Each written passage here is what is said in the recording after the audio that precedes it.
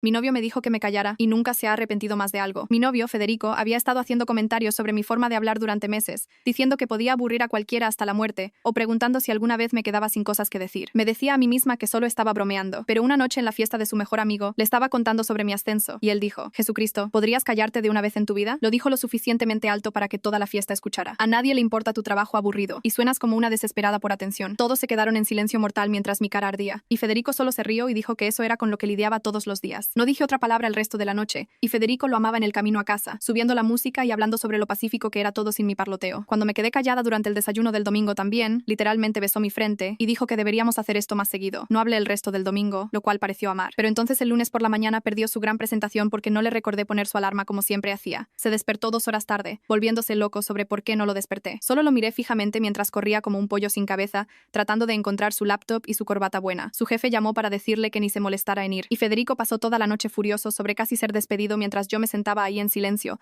haciéndolo aún más enojado. Esto es tu culpa, seguía diciendo. Pero yo solo lo miré con ojos muertos y no dije nada. Entonces se olvidó completamente de la cena de 60 años de su mamá, porque usualmente manejo todas las cosas familiares para él. Ella dejó 6 mensajes de voz llorando que obviamente no mencioné, cada uno más histérico que el anterior. Y para cuando revisó su teléfono, estaba convencida de que la odiaba. Me llamó psicópata por llevarlo tan lejos. Pero honestamente, su berrinche solo me hizo más comprometida a nunca hablarle otra vez. Su mamá llamó a su hermana llorando sobre cómo su único hijo la había abandonado. Y de repente, toda la familia estaba involucrada en el drama. Todo se intensificó desde ahí porque su compañera de trabajo había pasado por nuestro apartamento el martes cuando él no estaba en casa. Y yo solo me quedé ahí muda mientras ella preguntó si estaba bien por 10 minutos seguidos. Siguió preguntando si Federico me lastimó, si necesitaba ayuda, si podía parpadear 2 veces para sí, y yo solo la miré hasta que se fue luciendo aterrada. Regresó a la oficina convencida de que Federico me estaba abusando y de repente lo estaban llamando a reuniones sobre recursos de violencia doméstica y consejería obligatoria. Su jefe literalmente preguntó si necesitaban hacer una verificación de bienestar conmigo, y Federico tuvo que explicar que le estaba dando el tratamiento silencioso, lo cual lo hizo sonar aún más como un abusador. La gala de la empresa del jueves fue absolutamente hermosa de ver desarrollarse. Cada ejecutivo que trató de hablar conmigo recibió silencio completo mientras Federico luchaba por explicar que solo era tímida, lo cual nadie creyó porque había sido habladora en el evento del año pasado. La esposa del director general me atrapó en el baño tratando de darme folletos de refugios para mujeres, y cuando no respondí, llamó a seguridad para asegurarse de que Federico no me tuviera como rehén o algo así. Recursos Humanos lo puso en licencia inmediata antes de que siquiera llegáramos al estacionamiento, diciendo que necesitaban investigar los informes preocupantes sobre su situación doméstica. El sábado, sus amigos vinieron para la noche de juegos, y finalmente entendieron por qué todos estaban preocupados. ¿Qué diablos le hiciste?, su mejor amigo preguntó después de que serví bocadillos sin decir una palabra. Federico realmente admitió lo que había dicho, y podía sentir la temperatura bajar. Todos se fueron inventando excusas sobre mañanas tempranas y compromisos olvidados,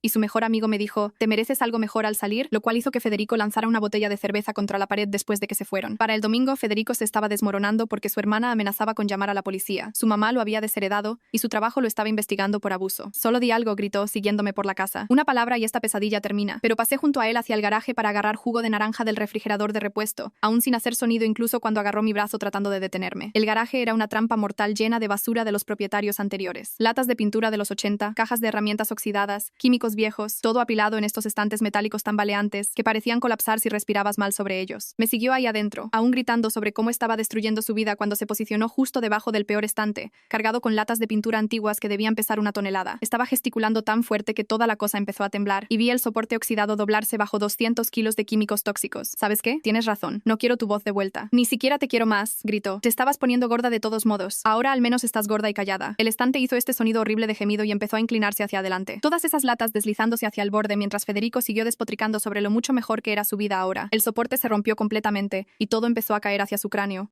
Salté hacia atrás mientras 20 latas de pintura se estrellaron donde Federico estaba parado. Trató de esquivar, pero no fue lo suficientemente rápido. Una lata pesada golpeó su hombro y lo envió estrellándose contra el piso de concreto. Más latas rebotaron en su espalda y piernas mientras gritaba y se cubría la cabeza con los brazos. Una lata se abrió y pintura espesa se esparció por el piso del garaje. Federico rodó lejos del desastre, agarrándose la sien donde un borde afilado lo había cortado. La sangre corrió por el costado de su cara y goteó en su camisa. Estaba gritando que le dolía la cabeza mientras saqué mi teléfono del bolsillo. Mis manos estaban firmes mientras marqué el 911 y puse el teléfono en mi oreja. La operadora respondió preguntando cuál era mi emergencia, pero no dije nada. Solo mantuve la línea abierta mientras Federico gemía y maldecía en el fondo. La operadora siguió preguntando si alguien podía escucharla, diciendo que estaba rastreando la llamada. Federico me vio sosteniendo el teléfono y empezó a gritar que lo había hecho a propósito. Dijo que sabía que el estante se caería y traté de matarlo. Sus acusaciones se volvieron más salvajes mientras más sangre corría por su cara. La operadora dijo que las unidades venían en camino y que me quedara en la línea. 8 minutos después, escuché sirenas acercándose. Los paramédicos corrieron al garaje y encontraron a Federico sentado contra la pared sosteniendo su cabeza sangrante. Inmediatamente comenzaron a revisarlo mientras preguntaban qué había pasado. Me quedé ahí parada observando sin decir una palabra. Un paramédico brilló una luz en los ojos de Federico, revisando signos de conmoción cerebral. El otro notó el estante colapsado y químicos tóxicos derramándose por todas partes. Llamó refuerzos de materiales peligrosos por su radio. Federico siguió divagando que lo había tendido una trampa, pero los paramédicos estaban enfocados en sus heridas. Lo cargaron en una camilla mientras siguió acusándome de intento de asesinato. El equipo de materiales peligrosos llegó y comenzó a contener el derrame mientras nos dirigíamos al hospital. Seguí la ambulancia en mi auto. En la sala de emergencias, llevaron a Federico directamente para tratamiento. Me senté en la sala de espera llenando su papeleo del seguro. Una hora después, un oficial de policía entró y se presentó como el inspector Nicolás Herrera. Dijo que los paramédicos reportaron esto como un accidente sospechoso y necesitaba declaraciones. Me hizo preguntas directas sobre lo que pasó en el garaje. Finalmente rompí mi silencio con solo los hechos básicos. Estante viejo. Federico estaba gritando. Se calló. Mantuve mis respuestas cortas y no mencioné nuestros problemas de relación o la semana pasada de silencio. El inspector Herrera tomó notas y preguntó si Federico me había agarrado o lastimado físicamente. Le mostré los moretones en mi brazo de donde Federico me había agarrado antes. Tomó fotos y escribió más notas. La hermana de Federico irrumpió por las puertas de emergencia luciendo furiosa. Me vio y empezó a gritar que había tratado de asesinar a su hermano. Dijo que todos sabían que estaba loca y esto lo probaba. La seguridad tuvo que escoltarla físicamente a un área de espera diferente mientras siguió gritando amenazas. El inspector Herrera observó todo esto e hizo más notas en su libreta. El doctor salió y nos dijo que Federico necesitaría 12 puntos para la herida en la cabeza. Tenía una conmoción cerebral y necesitaba observación nocturna, pero debería recuperarse completamente. Federico estaba exigiendo mi arresto cuando el inspector Herrera fue a tomar su declaración. Pude escucharlo a través de la cortina diciendo que había planeado todo. El inspector Herrera regresó y dijo que no había evidencia de intención criminal. El estante era viejo y mal instalado, solo un accidente desafortunado con equipo deteriorado. Federico siguió gritando desde su cama que me estaba saliendo con intento de asesinato. Dejé el hospital sin visitar el cuarto de Federico. Caminando a mi auto, mis manos empezaron a temblar por primera vez en toda la noche. Me senté en el asiento del conductor dándome cuenta de que no podía ir a casa. Federico sería dado de alta mañana y regresar a ese apartamento ya no sería seguro. Necesitaba otro lugar donde quedarme esta noche. Saqué mi teléfono y le escribí a Andrea González preguntando si podía quedarme en su lugar por unas noches. Mi teléfono sonó en segundos y Andrea ya estaba hablando antes de que pudiera decir hola. Había escuchado sobre el colapso de Federico en la fiesta a través de amigos mutuos y dijo que podía quedarme todo el tiempo que necesitara. Conduje directo al apartamento mientras Federico aún estaba retenido en el hospital para observación. El lugar se sentía mal sin él ahí, pero agarré una bolsa de lona y empecé a echar ropa adentro. Empaqué mi laptop, acta de nacimiento, pasaporte,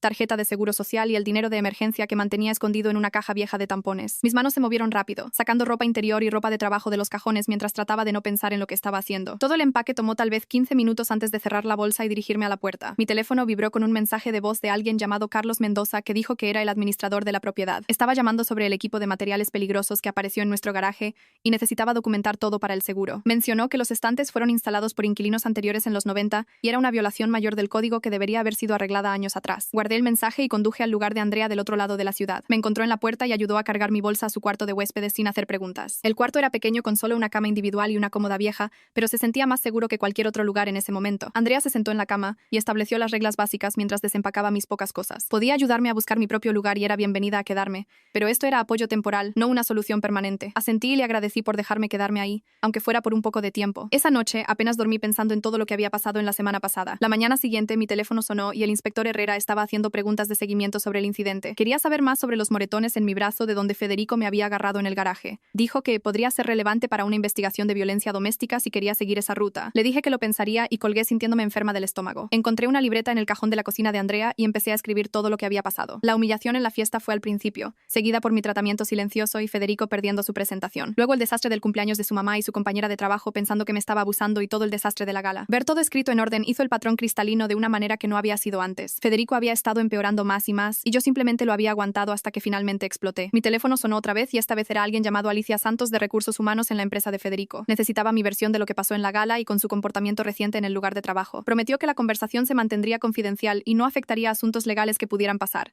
Le di los hechos básicos sobre la fiesta y el tratamiento silencioso y cómo la gente se había preocupado. Tomó notas y dijo que se pondría en contacto si necesitaba algo más para su investigación. Más tarde esa tarde, recibí un texto de un número desconocido que resultó ser Federico. Había sido dado de alta del hospital y ya me estaba enviando mensajes que saltaban entre insultarme y rogar perdón. Un mensaje decía que era una psicópata que trató de matarlo y el siguiente decía que me amaba y no podía vivir sin mí. Tomé captura de pantalla de cada mensaje sin responder y comencé una nueva carpeta en mi teléfono solo para sus mensajes. Carlos Mendoza me envió un reporte oficial sobre los estantes del garaje esa tarde. El documento documento establecía que los estantes fueron instalados por inquilinos anteriores en 1993 sin permisos o inspecciones de seguridad. Esto significaba que tenía cero responsabilidad por lo que pasó, lo cual se sintió como un pequeño peso fuera de mis hombros. Le reenvié el reporte al inspector Herrera en caso de que fuera importante para algo legal en el futuro. Federico siguió enviando mensajes durante todo el día, y cada mensaje se volvía más desesperado o más enojado que el anterior. Dijo que había arruinado su vida, y luego me rogó que regresara a casa para que pudiéramos arreglar las cosas. Amenazó con venir a buscarme, y luego prometió que iría a terapia si tan solo le hablaba. Cada mensaje fue capturado y agregado a mi creciente colección de evidencia sobre su comportamiento. Esa noche, mi teléfono mostró un mensaje de voz de la mamá de Federico, y mi estómago se hundió. Su voz estaba temblorosa y siguió parándose para llorar mientras hablaba. No entendía lo que estaba pasando entre nosotros, pero me rogó que por favor hablara con su hijo. Dijo que se estaba desmoronando y me necesitaba para ayudarlo a mejorar. Mencionó cuánto siempre me había amado como una hija y cómo esto le estaba rompiendo el corazón. Guardé el mensaje, pero no la llamé de vuelta porque cualquier contacto solo haría todo peor. Federico usaría a su mamá para manipularme si le daba cualquier apertura. Conocía sus patrones demasiado bien después de 3 años juntos como para caer en ese truco. Andrea me encontró mirando mi teléfono la mañana siguiente y se sentó frente a mí con su café, observándome por un largo momento antes de preguntar si estaba haciendo el tratamiento silencioso por venganza o porque realmente me estaba protegiendo. La pregunta me golpeó más fuerte de lo que esperaba y tuve que realmente pensar sobre lo que quería de todo este desastre con Federico. Empecé a responder, pero me di cuenta de que realmente ya no lo sabía, porque lo que empezó como enojo se había convertido en algo completamente diferente. Esperó mientras pensé sobre eso y finalmente le dije que tal vez eran ambas cosas, pero ahora solo quería estar segura y seguir adelante. Asintió y apretó mi mano antes de ir al trabajo, dejándome para descifrar mis próximos pasos. Alrededor del mediodía, Alicia Santos llamó para programar nuestra entrevista formal y me encontré con ella en una cafetería cerca de la oficina de Federico esa tarde. Tenía una libreta y grabó nuestra conversación mientras pasé por todo lo que pasó en la fiesta, cómo su compañera de trabajo se preocupó cuando no hablé y todo el desastre en la gala de la empresa. Me mantuve solo en los hechos sin agregar mis opiniones o sentimientos sobre nada. Escribió cada detalle sobre la esposa del director general, tratando de darme folletos de refugio y seguridad involucrándose y recursos humanos poniendo a Federico en licencia ahí mismo en el estacionamiento. Hizo algunas preguntas de seguimiento sobre incidentes previos y mencioné algunos de los comentarios que Federico había estado haciendo por meses sobre mi hablar demasiado. Cuando terminamos, dijo que tomaban estas situaciones muy en serio y conducirían una investigación completa. Al día siguiente, el inspector Herrera llamó para verificar y mencionó que debería pensar en conseguir una orden de protección dado el agarrar físico de Federico y todos los mensajes amenazantes. Explicó que el proceso era bastante directo, ya que tenía documentación de todo, incluyendo los moretones en mi brazo de donde Federico me había agarrado en el garaje. Me envió los formularios por correo electrónico e información de contacto para el mostrador de autoayuda del tribunal donde alguien podría guiarme a través de la presentación. Imprimí todo y empecé a llenar el papeleo, mis manos temblando un poco mientras escribía todos los incidentes. 2 días después, necesitaba conseguir más de mis cosas del apartamento y el inspector Herrera arregló que un autopatrulla estuviera ahí mientras Federico estaba en el trabajo. El oficial esperó en su auto mientras entré y agarré ropa, mi cargador de laptop, algunos papeles importantes y algunos artículos personales que no podía reemplazar. El apartamento se sentía raro y vacío, aunque todas las cosas de Federico aún estaban ahí. Traté de no mirar nuestras fotos en las paredes o pensar en los 3 años que habíamos vivido ahí juntos. Empaqué todo en bolsas de basura tan rápido como pude y prácticamente corrí de vuelta a la autopatrulla. Esa noche, Andrea llegó a casa con noticias que había escuchado de un amigo mutuo que aún trabajaba en la empresa de Federico. Federico estaba oficialmente en licencia investigativa pendiente de la revisión de recursos humanos, lo que significaba que no podía entrar a la oficina o contactar compañeros de trabajo. Parte de mí se sintió bien de que finalmente hubiera consecuencias por su comportamiento, pero otra parte se preocupó de que me culparía por arruinar su carrera y haría algo estúpido. Mi teléfono empezó a vibrar con mensajes de la hermana de Federico insultándome de todo y exigiendo que dejara caer cualquier cargo y arreglara el desastre que había creado. Dijo que estaba destruyendo su familia, y Federico no se merecía esto por un pequeño comentario en una fiesta. Cada mensaje se volvía más desagradable y amenazante,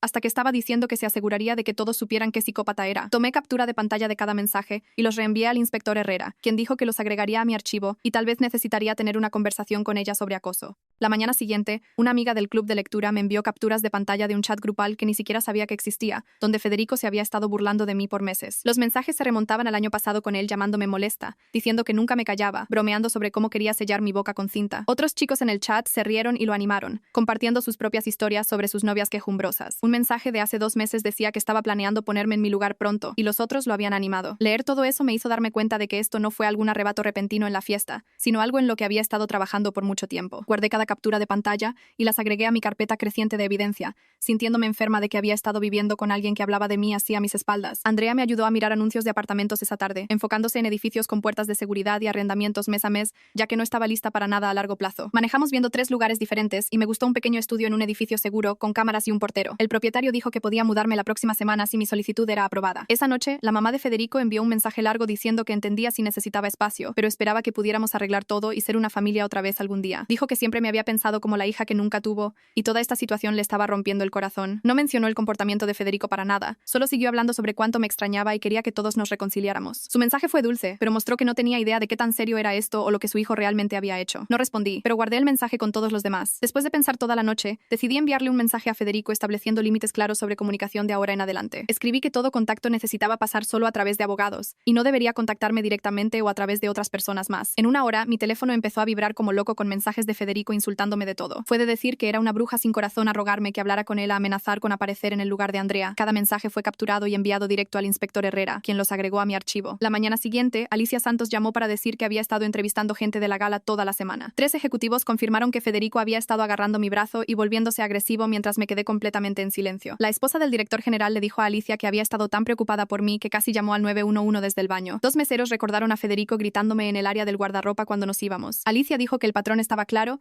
y el caso de recursos humanos se estaba volviendo más fuerte con cada entrevista. Esa misma tarde, Carlos Mendoza me envió un reporte oficial sobre los estantes del garaje. Había revisado registros de inspección viejos y encontró que los inquilinos previos instalaron esos estantes en 1994 sin permisos. Los soportes nunca fueron clasificados para tanto peso, y toda la configuración violó múltiples códigos de seguridad. Envió copias a la compañía de seguros y dijo que esto me protegía de cualquier responsabilidad si Federico trataba de demandarme por sus heridas. Su reporte específicamente establecía que los estantes eran un peligro preexistente que debería haber sido removido años atrás. Federico siguió enviándome mensajes todo el día, aunque le había dicho que no me contactara. Enviaría 5 mensajes enojados insultándome. Luego cambiaría a disculparse y decir que me amaba. Luego de vuelta a amenazas sobre arruinar mi vida y decirle a todos qué psicópata era. A medianoche, tenía 47 mensajes de él, cada uno reenviado al inspector Herrera. La mañana siguiente, manejé al tribunal para aprender sobre conseguir una orden de protección. La empleada en el mostrador de autoayuda fue realmente paciente y me guió a través de todos los formularios. Explicó que necesitaría mostrar evidencia de amenazas o violencia y que el juez miraría patrones de comportamiento escalante. Me dio un paquete con ejemplos de lo que cuenta como acoso y abuso. Pasé 2 horas ahí tomando notas y asegurándome de que entendía todo. Esa tarde, el inspector Herrera pasó por el lugar de Andrea con una carpeta gruesa de recursos. Se sentó en la mesa de la cocina y repasó señales de advertencia de violencia doméstica conmigo. Señaló cómo el comportamiento de Federico coincidía con los patrones de escalación que había visto en cientos de casos. El agarrar, la humillación pública, las amenazas, los intentos de aislarme de amigos, todo siguió un patrón predecible. Me dejó con números telefónicos para grupos de apoyo y hojas de trabajo de planificación de seguridad. Al día siguiente fui al banco y abrí mi propia cuenta corriente por primera vez en 3 años. El empleado del banco me ayudó a configurar depósito directo para mi cheque de pago y me mostró cómo transferir dinero de nuestra cuenta conjunta. Moví la mitad del dinero a mi nueva cuenta y empecé a cancelar todas las suscripciones que compartíamos. Netflix, Spotify, la membresía del gimnasio, todo fue separado. Cada cancelación se sintió como cortar otro lazo con Federico. También cambié todas mis contraseñas y lo quité de mis contactos de emergencia en el trabajo. Mientras tanto, Alicia estaba entrevistando compañeros de trabajo de Federico sobre su comportamiento en la oficina. 4 personas reportaron que había estado teniendo arrebatos de ira y azotando puertas toda la semana. Un compañero de trabajo dijo que Federico había lanzado su teclado por el cuarto después de recibir un correo electrónico. Otro mencionó que Federico había estado despotricando sobre mí a cualquiera que escuchara. La recepcionista le dijo a Alicia que tenía miedo de estar sola con él después de presenciar sus cambios de humor. 2 días después, regresé al tribunal con mi carpeta de evidencia para solicitar una orden de protección. Mis manos temblaron mientras llenaba formulario tras formulario describiendo el comportamiento de Federico. Adjunté la línea de tiempo que había escrito, todas las capturas de pantalla de mensajes, los reportes del inspector Herrera y las fotos de mi brazo con moretones. La empleada revisó todo y dijo que se veía completo. Me llevó a un cuarto pequeño donde esperé a que el juez revisara mi petición. Después de 30 minutos, la empleada regresó y dijo que la orden temporal fue aprobada. El juez había leído sobre Federico agarrándome y visto los mensajes amenazantes. Programó una audiencia en 2 semanas para una orden a largo plazo, pero la temporal empezaba inmediatamente. Federico no podía contactarme o venir a menos de 500 metros de mí o del apartamento de Andrea. La empleada me dio 3 copias certificadas y explicó que una sería entregada a Federico por el departamento del sheriff. Le entregaron la orden de protección a Federico en su oficina la tarde siguiente enfrente de todos. En una hora, Andrea empezó a recibir capturas de pantalla de amigos mutuos mostrando el colapso de Federico en las redes sociales. Estaba publicando sobre cómo había destruido su vida y puesto a todos en su contra por nada. Me llamó mentirosa manipuladora y dijo que estaba usando el sistema para venganza. La mayoría de la gente no estaba respondiendo, pero algunos de sus amigotes estaban de acuerdo con él. Andrea me mostró una publicación donde Federico estaba tratando de organizar gente para testificar en mi contra en la audiencia. Nadie se ofreció como voluntario y la mayoría de los comentarios le decían que buscara ayuda o dejara de publicar sobre eso. Su hermana comentó que necesitaba tomar responsabilidad por sus acciones y su mamá solo publicó un emoji llorando. 3 días después, Alicia me llamó mientras estaba comiendo cereal en la mesa de la cocina de Andrea. Dijo que Recursos Humanos había terminado su investigación y encontraron que Federico rompió múltiples reglas de la empresa sobre comportamiento en el lugar de trabajo. Estaban viendo todo desde clases obligatorias de manejo de ira hasta posiblemente despedirlo completamente. Su voz era cuidadosa y profesional, pero podía escuchar papeles revolviéndose en el fondo. Preguntó si tenía alguna pregunta, pero solo le agradecí y colgué. Esa misma tarde, Andrea manejó conmigo para ver apartamentos, ya que no podía quedarme en su sofá para siempre. Los primeros 2 lugares estaban asquerosos con manchas de agua en los techos y olores raros en los pasillos. El tercero era un pequeño estudio arriba de una panadería que olía a pan fresco todas las mañanas. La propietaria era esta mujer mayor que me miró y dijo que entendía sobre empezar de nuevo. Ofreció un arrendamiento mes a mes, lo que significaba que podía irme cuando quisiera sin estar atrapada. Llené la solicitud ahí mismo usando la dirección de Andrea como mi residencia actual. 2 días antes de la audiencia de la orden de protección, extendí todo en la mesa del comedor de Andrea. Había imprimido cada mensaje de texto y los organicé por fecha con pequeñas pestañas pegajosas marcando los peores. Las fotos de mi brazo con moretones fueron en una funda plástica transparente junto con los reportes del inspector Herrera. Hice una línea de tiempo en tarjetas de índice,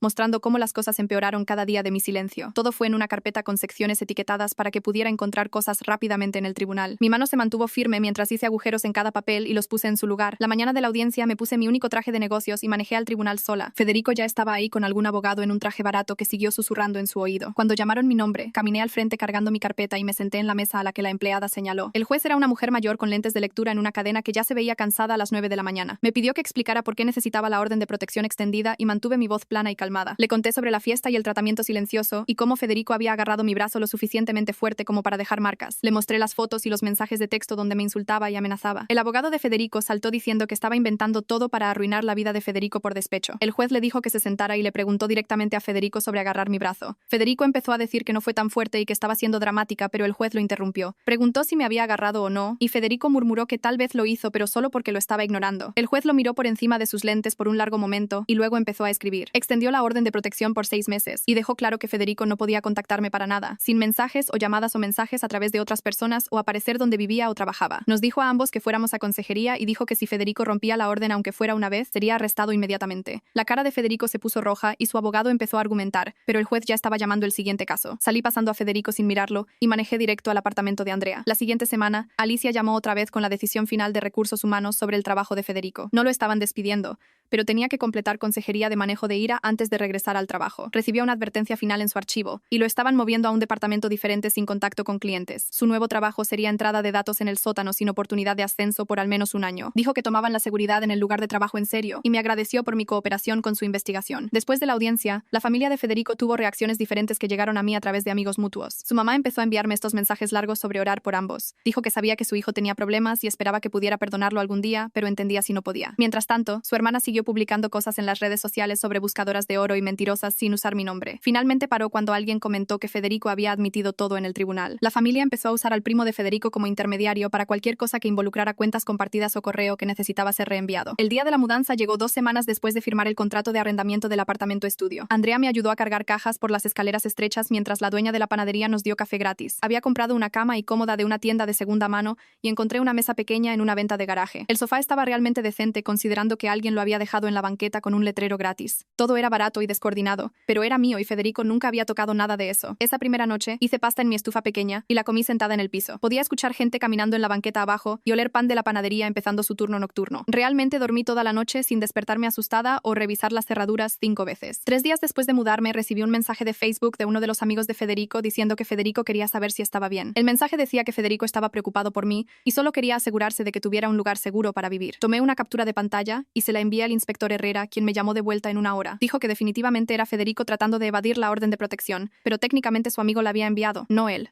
Documentó todo en caso de que Federico tratara algo más, pero no podía arrestarlo por lo que hizo su amigo. Bloqueé al amigo e hice todas mis cuentas de redes sociales privadas. La siguiente semana, regresé al tribunal para presentar papeleo de corte de reclamos menores por mi mitad de nuestro depósito del apartamento. También quería dinero de vuelta por los servicios que había pagado por adelantado y mi parte de los muebles que habíamos comprado juntos. El total era solo alrededor de 800 pesos, pero quería cada lazo oficial con Federico cortado completamente. La empleada dijo que Federico sería notificado con los papeles y tendríamos una fecha de mediación en alrededor de un mes. Carlos me llamó 3 semanas después diciendo que el garaje finalmente estaba limpio y seguro otra vez. Había traído un equipo completo para llevarse esas latas de pintura viejas y químicos oxidados y encontraron cosas aún peores detrás de los estantes, como pesticidas viejos de los 70 que necesitaban manejo especial. El propietario me envió un cheque por 400 pesos, que no era mucho, pero cubrió parte de mi depósito para el lugar nuevo. Mi primera cita de terapia llegó la siguiente semana a través del programa de salud mental del trabajo. Me senté en la sala de espera llenando formularios sobre mis patrones de sueño y niveles de estrés mientras otras personas iban y venían. La terapeuta era esta mujer mayor que escuchó mientras hablé sobre todo lo que había pasado y me ayudó a ver cómo el tratamiento silencioso empezó como protección, pero se convirtió en algo más. Dijo que hay una diferencia entre establecer límites y usar el silencio como arma, lo cual tenía sentido aunque era difícil de escuchar. El abogado de Federico envió una carta 2 semanas después con esta disculpa formal que no sonaba para nada como él. Mi terapeuta la leyó durante nuestra sesión y hablamos sobre si necesitaba responder o incluso leerla yo misma. Decidimos juntas que involucrarme con ella no ayudaría a mi sanación, así que la guardó en mi archivo en caso de que la quisiera después. La mediación de corte de reclamos menores pasó exactamente un mes después de presentar el papeleo. Nos sentamos en cuartos separados mientras mientras el mediador iba de un lado a otro tratando de elaborar un acuerdo. Federico acordó pagarme 400 de los 800 pesos que había pedido, lo cual no era todo, pero significaba que podía cerrar ese capítulo. Ambos firmamos papeles diciendo que no nos contactaríamos excepto a través de abogados si era necesario. 3 semanas de terapia estaba mejorando en hablar otra vez, pero de maneras más saludables. En lugar de quedarme en silencio o hablar sin parar para llenar espacio, estaba aprendiendo a decir lo que realmente quería decir. Mi terapeuta me hizo practicar frases como «necesito tiempo para pensar sobre eso». En lugar de cerrarme o estar de acuerdo con cosas que no quería, el progreso se sentía lento, pero cada semana se volvía un poco más fácil. Mis días se acomodaron en este nuevo patrón de ir al trabajo, ver a mi terapeuta los miércoles y lentamente reconectar con amigos. Algunas personas en el trabajo habían escuchado sobre toda la cosa del tratamiento silencioso y pensaron que estaba loca, pero Andrea y algunas otras entendieron que a veces haces lo que tienes que hacer para sobrevivir. Empecé a tomar café con una compañera de trabajo que había pasado por su propia ruptura mala, y nos sentábamos en la sala de descanso comparando notas sobre empezar de nuevo. Federico terminó su consejería obligatoria después de 2 meses, según lo que escuché a través de amigos mutuos. Estaba de vuelta en el trabajo en algún papel diferente, donde ya no trataba con clientes. Alguien me dijo que ya estaba saliendo con esta chica de su gimnasio, y me dio lástima por ella, pero sabía que advertirle solo me arrastraría de vuelta a su desastre. 2 meses después de que el estante se cayó en el garaje, realmente estaba bien. Mi apartamento estudio tenía plantas en el alféizar de la ventana y fotos en las paredes, y había pintado una pared de este color azul suave que hacía el lugar parecer más grande. Estaba durmiendo toda la noche sin revisar constantemente las cerraduras, comiendo comidas regulares en lugar de bocadillos por estrés, y podía pasar por lugares donde Federico y yo solíamos ir sin que mi pecho se apretara. Mi voz había regresado, pero diferente ahora, más fuerte y más clara sobre lo que quería y no quería. La orden de protección aún estaba en efecto por 4 meses más, pero rara vez pensaba en ella. El trabajo iba bien ya que podía concentrarme sin todo el drama, y mi jefe mencionó una posible promoción llegando. Me uní a un club de lectura a través de la biblioteca, y realmente hablé durante las discusiones en lugar de solo asentir. Mi terapeuta dijo que estaba haciendo progreso real en entender mis patrones y romper los ciclos que me llevaron a alguien como Federico. El dinero del acuerdo y mediación me ayudó a comprar muebles reales en lugar de solo cosas de tienda de segunda mano, incluyendo esta silla de lectura que se convirtió en mi lugar favorito en el apartamento. Podía escuchar la panadería abajo empezando su preparación matutina a las 4 de la mañana, pero se había convertido en ruido de fondo consolador en lugar de molesto. Los amigos empezaron a invitarme a cosas otra vez, una vez que vieron que estaba estable y no iba a traer drama a cada reunión. La vida no era perfecta, pero era mía, y estaba aprendiendo que eso era suficiente. Muy bien, eso es todo de mí hoy. Gracias por acompañarme mientras reflexionaba sobre todas estas cosas aleatorias. Ha sido un viaje divertido. Denle like al video, ayuda más de lo que piensan.